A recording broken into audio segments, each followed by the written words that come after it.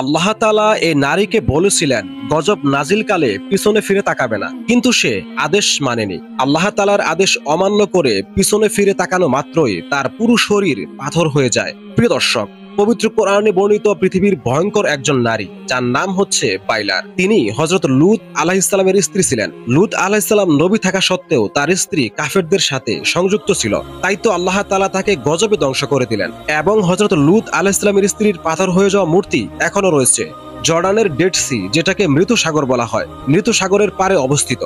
হযরত লূত আলাইহিস সালামের স্ত্রী ভিতরে ভিতরে কাফেরদেরকে সহযোগিতা করত, কিন্তু লূত আলাইহিস সালাম তা জানতো না, কিন্তু আল্লাহ তাআলা ঠিকই জানতো। তাই তো একটি শর্ত জুড়ে দিয়েছিল যে কেউ গজব নাজিল কালে পিছনে ফিরে তাকাবে না। আল্লাহ তাআলা ভালো করেই জানতেন কেউ পিছনে ফিরে না তাকালেও বাইলার ঠিকই তাকাবে।